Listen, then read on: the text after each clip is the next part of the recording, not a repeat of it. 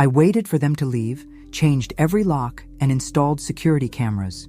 If you're watching this, subscribe and let me know where you're watching from. Now let me tell you how I ended up hiding behind my own front door, watching my daughter-in-law give unauthorized house tours like she owned the place.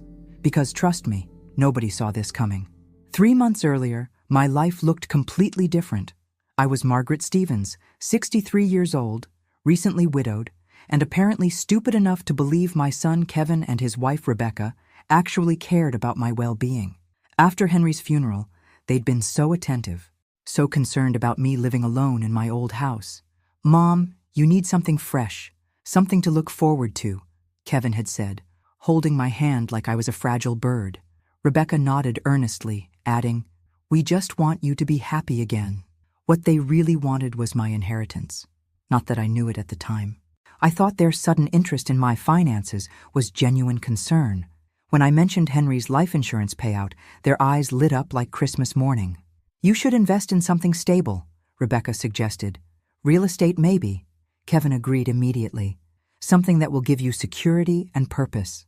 So when I saw the listing for the mansion on Elm Street, I fell in love instantly. Victorian architecture, wraparound porch, 6 bedrooms, 3.5 baths, and enough space for the grandchildren I rarely got to see anymore. I could imagine holiday dinners, summer barbecues, Kevin and Rebecca finally having room to visit comfortably. The asking price was steep, but Henry's insurance money covered it completely. Here's where I made my first smart decision in months.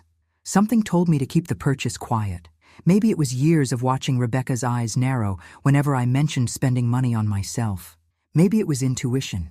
Whatever it was, I bought that house under a trust, hired a property management company, and kept my mouth shut. For 6 weeks, I had contractors working day and night. New paint, updated kitchen, refinished hardwood floors, landscaping, the works. I wanted everything perfect before the big reveal.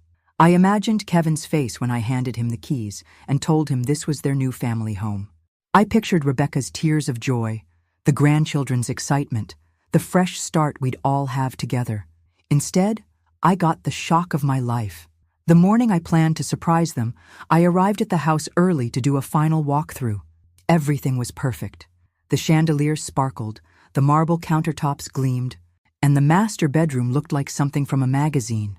I was practically vibrating with excitement as I called Kevin. "Can you and Rebecca meet me for lunch? I have something wonderful to show you both." "Actually, Mom, Rebecca and I are looking at houses today. We found this amazing place that might be perfect for our family experience."